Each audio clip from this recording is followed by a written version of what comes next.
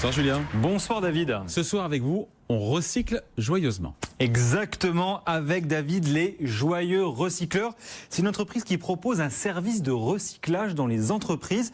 Un marché qui est en pleine croissance, vous allez le voir, parce que oui, il y a des obligations légales évidemment, mais pas que, c'est plutôt la bonne nouvelle.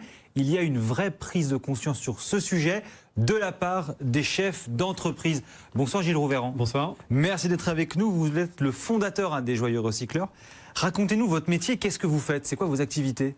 Alors nous, on propose très concrètement une solution ultra simplifiée de recyclage pour des petites, moyennes entreprises qui veulent recycler leurs déchets de bureau à coût très bas. Donc concrètement, elles veulent recycler souvent leurs déchets du quotidien, donc c'est des papiers, des canettes, des bouteilles, des gobelets, etc.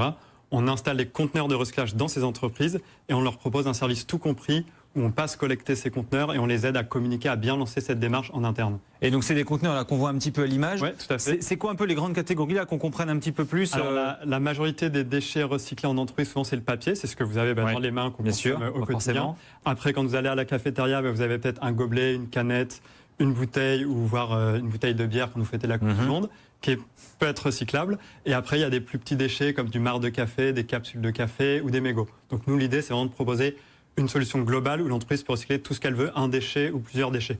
Et alors, vos clients, pour le coup, c'est des clients prestigieux. Orange, LVMH, il y en a beaucoup d'autres comme ça. Ouais. En fait, on a aujourd'hui un peu plus de 500 clients, on travaille en région parisienne.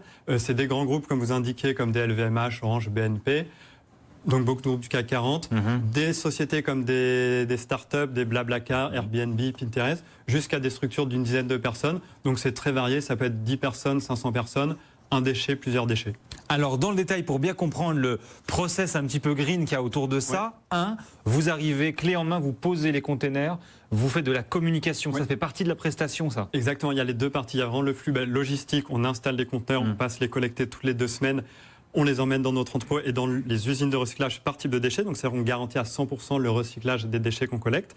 Donc, ça, c'est vraiment le flux logistique. Et après, il y a l'aspect communication où c'est très important d'accompagner les sociétés dans ce lancement. Vous vous déplacez dans les entreprises pour expliquer comment ça marche? Exactement. Il y a un ensemble de documents, un kit de communication. Et après, on fait une présentation qui est très importante le jour de l'installation. On va réexpliquer, c'est un échange très sympa avec tous les collaborateurs de l'entreprise, où on explique qui on est, comment fonctionne le service. Et souvent, il y a énormément de questions sur ce qu'on peut recycler ou pas en entreprise et même à domicile où les gens ont des petites questions en plus. Et ces déchets ensuite, où est-ce qu'ils vont? Alors ensuite, nous on travaille avec une usine de recyclage par type de déchets. Donc c'est les usines les plus proches possibles en Ile-de-France ou un petit peu plus loin. Donc on va travailler avec une usine pour le papier, une usine pour les canettes, pour les gobelets, ainsi de suite, qui garantit vraiment une traçabilité. On est le seul intervenant entre nos clients et l'usine de recyclage.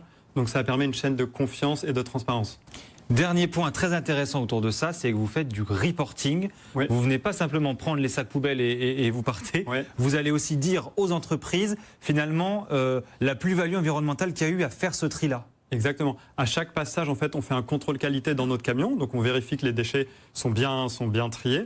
On fait une pesée, ce qui nous permet ensuite, une fois par mois, d'envoyer un reporting à nos clients, disant, voilà, grâce à votre engagement, le mois dernier, on a recyclé ici 50 kg de papier, 10 kg de gobelets et ainsi de suite. Donc c'est un reporting mensuel et un reporting annuel qui redétaille pour toute l'année précédente les poids recyclés. Est-ce qu'il y a des écueils ou des grandes tendances ou des grands chiffres clés autour justement de ça dans les reportings que vous faites aux entreprises?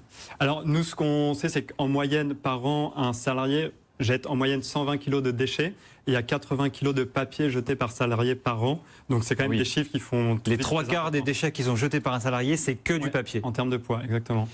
Un mot sur le business model. Comment est-ce que vous gagnez de l'argent? C'est, j'imagine, un abonnement au niveau des entreprises qui sont vos clientes. Mais est-ce que vous gagnez aussi de l'argent de l'autre côté de la chaîne quand vous allez jeter les déchets chez les partenaires? Alors, on avait réfléchi au démarrage à pouvoir revendre la matière et proposer un service gratuit aux entreprises.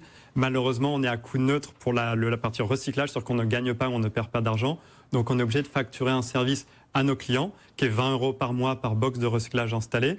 Donc ça permet vraiment d'avoir les coûts les plus bas du marché et c'était un de nos critères quand on a créé la société.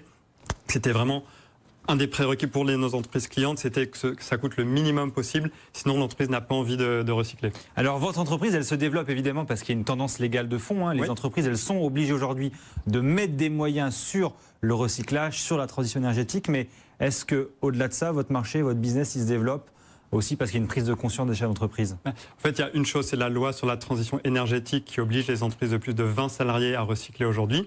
Donc ça, c'est la partie légale. Après, ce qu'on voit, c'est que vous, moi, à domicile, on a de plus en plus envie de recycler, on est de plus en plus sensible à ces questions-là et cette volonté se transfère au niveau de l'entreprise. Donc nous, beaucoup d'entreprises où on installe, c'est pas tant ce côté légal, c'est plus la personne qui est en charge des services généraux de la société, qui a plein de demandes en interne de salariés qui disent écoutez, on fait rien dans l'entreprise, on fait plein de choses à domicile, qu'est-ce qu'on fait maintenant au bureau ?